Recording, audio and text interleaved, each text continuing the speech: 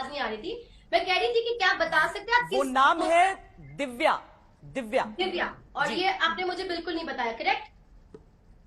मैं टच में ही नहीं हूं उससे बहुत, मतलब आप बचपन उससे से। टच में भी नहीं है, कुछ भी पॉसिबल नहीं है, करेक्ट? जी। मैंने आपके बताने के पहले यहाँ पर एक नाम लिखा था और वो है दिव्या। अब एक जादू टोना क्या होता है? एक माइंड रीडर, मतलब उनके दिमाग को पढ़ना, उनके मन में क्या चल रहा है, वो क्या सोचता है, कि वो कहीं पिकनिक पे गए हैं, वहाँ उनके साथ क्या घटना हुई, उनके बारे में कोई दूसरा बताए जो हम उनको जानते भी नहीं, वो हमारे दिमाग को कैसे पढ़ लेता है। इस कला को क्या कहते हैं, मैं इस कला के बारे में बताऊंगा कि ये कौन सी कला है जो हमारे मन को पहले से ही पढ़ लेता है। यहाँ से आप जैसे मैं दिल्ली में बैठा हूँ, तो महाराष्ट्र में बैठा आदमी कैसे हमारी कला को पढ़ लेता है और मैं फ़ोन कॉल पर भी बता सकता है कि प्रवीण जी आपके साथ माइंड में ये, आपके साथ ये घटना हो रही है और आपके दिमाग में ये चल रहा है। वैसे ही ये घटना आपके सामने भी प्रस्तुत मैं कर रहा हूँ और आप खुद सोचते होंगे कि ऐसी क्या घटना है जो माइंड में भी आपके चल रही है। मैं बात कर रहा हूँ दोस्तों कला की, जो आजकल एक नया मुद्दा छाया हुआ है, चमत्कार, कि बागेश्वर धाम के जो वो धीरेन्द्र शास्त्री है, वो किस तरह से आपके सामने कला कला ला रहे हैं, वो अपने माइंड को कैसे पढ़ लेते हैं कि उनके दिमाग में क्या चल रहा है, ये कैसे उनको पता चलता है। ये मतलब एक चमत्कार नहीं है, ये एक माइंड रीडर है, ये गेम है। जो आपको पता होगा कि मेला लगता है, मेले में बहुत लोग आते हैं जादू करने वाले, जो एक कबूतर इधर से निकालते हैं तो दूसरा कबूतर अपने आप इधर से निकलता है, मतलब कबूतर दो कबूतर, और झोले में से एक 100 की नोट डालते हैं तो फिर वो झोले में से 500 की नोटें निकालता है। आखिर ये सब कैसे होता है? अगर वही व्यक्ति, जो जादू दिखाने वाला व्यक्ति, जो 500 की नोट निकालता है, तो वो धनपति या लखपति अरबपति क्यों नहीं बनता? फिर बाद में वो पैसे गठरी में बांधने के बाद सबसे 10-10 रुपये क्यों मान लेता है? अगर 10 रुपये से उनका घर चल रहा है तो 500 की नोटें कहाँ से निकाल रहा था? अगर आपके साथ भी ऐसा होता है तो आप क्या सोचते हो? अगर आप भी उनको, वो मतलब एक कला होती है जो आप उनके पास में खड़े रहते हैं तो वो ऐसे खड़ा रहता है और कहता है कि आप हिलना मत, बिल्कुल मत हिलना, मुट्ठी बंद कर दो, कोई हाथ खुला मत रखना, मुट्ठी बंद कर दो। तो ऐसे वो बोलता है ताकि वो उनका जादू वो चल सके। अगर आपने मुट्ठी खोल दी या पैर पे पैर रख दी या कुछ कर लिया तो उनका जादू नहीं चलता है। वैसे ही धीरेन्द्र शास्त्री भी इसी तरह जादू दिखाता है जो आपको एक चमत्कार लग रहा है, और वो चमत्कार वो उन्होंने धर्म से जोड़ दिया और अपने धंधे से मतलब लगा दिया कि अपना जो जादू दिखाने वाला व्यक्ति वो धर्म को जोड़कर अब कैसे लोगों को चमत्कार और मूर्ख बना रहा है। और यही में कला है आपके सामने। ये नेशनल मीडिया में एक चर्चित हुआ है, जो अभी एक शो चल रहा था, पाखंड वर्सेस विज्ञान, मतलब पाखंड और विज्ञान दोनों कहाँ पर है। तो मैं ये श्वेता सिंह जो आज तक पर ये एक शो लेकर आई थी, जो अभी वीडियो खूब वायरल हो रहा है, आपने देखा होगा, जहाँ पर माइंड रीडर 4-5 लोग बैठे हैं। माइंड रीडर एक मनोचिकित्सक होता है, एक दिमाग को पढ़ने वाले लोग होते हैं, एक जादूगर होते हैं, कि कैसे जादू दुनिया में दिखाए जाते हैं।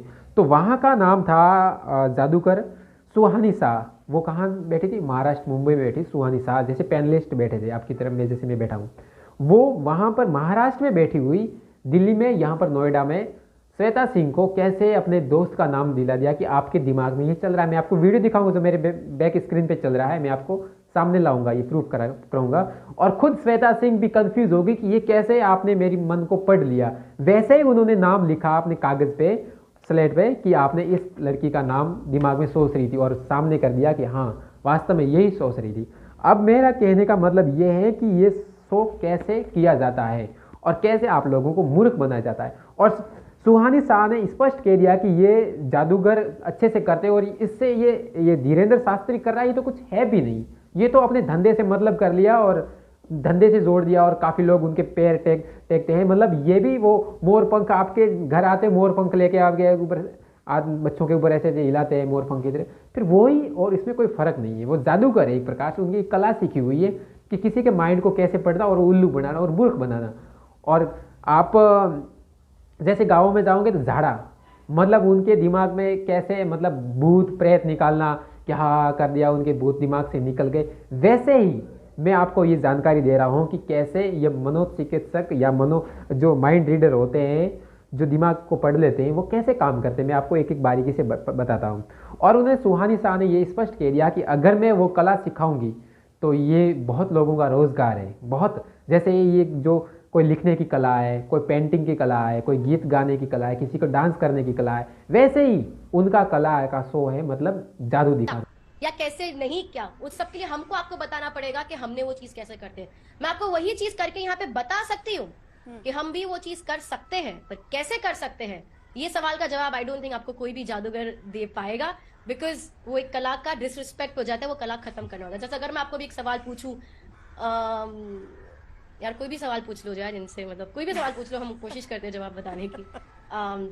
श्वेता, अगर आपकी कोई प्रॉब्लम है लाइफ में, हाँ मतलब आपकी प्रॉब्लम्स के बारे में बात नहीं करते, प्रॉब्लम्स के बारे में बात करने के लिए बाबा लोगों को छोड़ देते हैं। ठीक चलो है। अब मैं चाहती हूँ अगर आपका कोई बचपन का कोई दोस्त यार है जिसके बारे में आपने किसी को बताया नहीं है, ठीक है। या ऐसा कुछ पेपर, रुक जा मैं बोर्ड पर, अगर आपके पास कोई ऐसा दोस्त यार है जिसके बारे में आपने किसी को बताया नहीं है, कोई बचपन का दोस्त होगा, आपकी सोशल मीडिया पे नहीं है, कुछ भी नहीं है, ऐसा कोई फ्रेंड के बारे में अभी आप सोच सकते हैं? हाँ,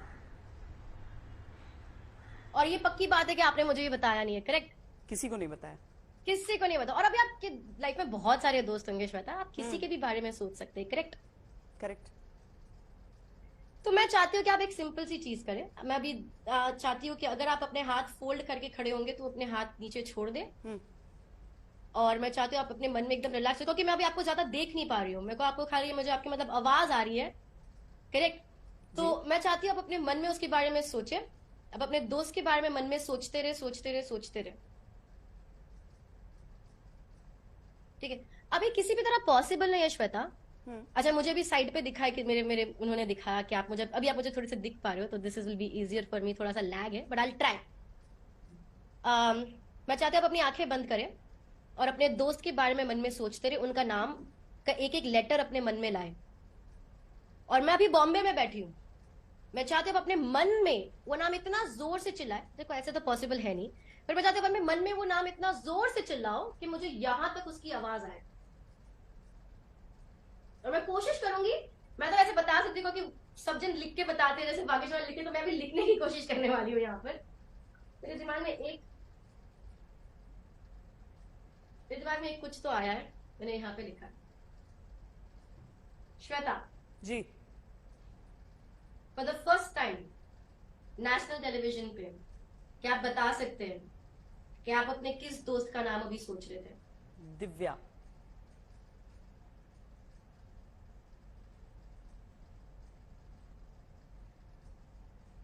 श्वेता, आपको मेरी आवाज आ रही है? जी जी, मैं सोच रही थी दिव्या।